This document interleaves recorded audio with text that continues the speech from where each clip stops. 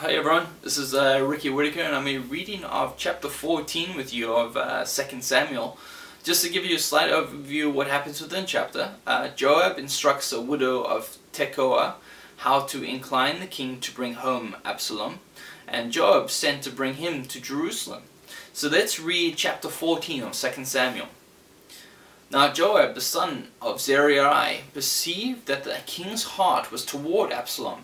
And Joab sent to Tekoah, and fetched thence a wise woman, and said unto her, I pray thee, feign thyself to be a mourner, and put on now mourning apparel, and anoint not thyself with oil, but as a woman that had a long time mourned for the dead. And come to the king, and speak on this manner unto him. So Joab put the words in her mouth. And when the woman of Tekoah spake to the king, she fell on her face to the ground, and did obeisance, and said, Help, O king. And the king said unto her, What aileth thee? And she answered, I am indeed a widow woman, and mine husband is dead. And thy handmaid had 2 sons, and they 2 strove together in the field, and there was none to part them. But the one smote the other, and slew him.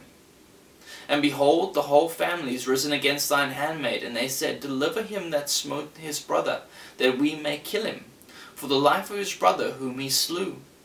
And we will destroy their heir also, and so they shall quench my coal which is left, and shall not leave to my husband neither name nor remainder upon the earth. And the king said unto the woman, Go to thine house, and I will give charge concerning thee. And the woman of Tekoah said unto the king, My lord, O king, the iniquity be on me, and my father's house, and the king and his throne be guiltless. And the king said, Whosoever saith aught unto thee, bring him to me, and he shall not touch thee any more. Then said she, I pray thee, that the king remember the Lord thy God, that thou wouldest not suffer the revengers of blood to destroy any more, lest they destroy my son.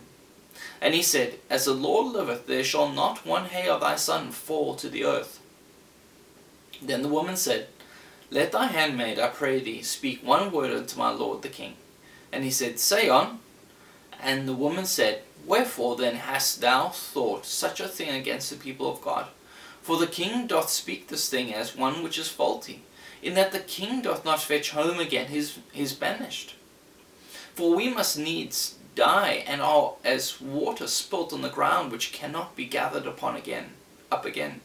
Neither doth God respect any person, yet doth he devise means that his banished be not expelled from him. Now therefore that I am come to speak of this thing unto my lord the king, it is because the people have made me afraid. And thy handmaid said, I will now speak unto the king. It may be that the king will perform the request of his handmaid. For the king will hear to deliver his handmaid out of the hand of the man that would destroy me and my son together out of the inheritance of God. Then thine handmaid said, The word of my lord the king shall now be comfortable, for as an angel of God, so is my lord the king to discern good and bad. Therefore the Lord thy God will be with thee. Then the king answered and said unto the woman, Hide not from me, I pray thee, the thing that I shall ask thee. And the woman said, Let my lord the king now speak. And the king said, Is not the hand of Joab with thee in all this? And the woman answered and said, As thy soul liveth, my lord the king, none can turn to the right hand or to the left from aught that my lord and king hath spoken. For thy servant Joab, he obeyed me, and he put all these words in the mouth of thy handmaid. To fetch but this form of speech hath thy servant Joab done this thing. And my lord is wise, according to the wisdom of an angel of God, to know all things that are in the earth. And the king said unto Joab, Behold now, I have done this thing. Go therefore, bring the young man Absalom again. And Joab fell to the ground on his face, and bowed himself, and thanked the king. And Joab said, Today thy servant knoweth that I have found grace in thy sight, my lord, O king, in that the king hath fulfilled the request of his servant.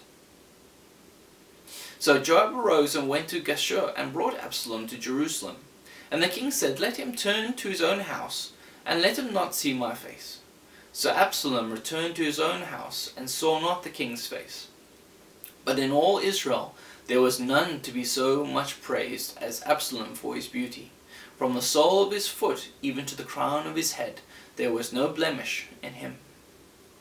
And when he polled his head, for it was at every year's end that he polled it, because the hair was heavy on him, therefore he polled it, he weighed the hair of his head at 200 shekels after the king's weight. And unto Absalom there were born 3 sons, and 1 daughter whose name was Tamar. She was a woman of a fair countenance. So Absalom dwelt 2 full years in Jerusalem, and saw not the king's face. Therefore Absalom sent for Joab to have sent him to the king. But he would not come to him, and when he sent again the 2nd time, he would not come. Therefore he said unto his servants, See, Joab's field is near mine, and he hath barley there. Go, and set it on fire. And Absalom's servants set the field on fire. Then Joab arose and came to Absalom unto his house, and said unto him, Wherefore have thy servants set my field on fire? And Absalom answered Joab, Behold, I sent unto thee, saying, Come hither, that I may send thee to the king, to say, Wherefore am I come from Geshur? It had been good for me to have been there still. Now therefore let me see the king's face, and if there be any iniquity in me, let him kill me. So Joab came to the king and told him. And when he had called for Absalom, he came to the king and bowed himself on his face to the ground before the king. And the king kissed Absalom. That was chapter 14 of 2 Samuel.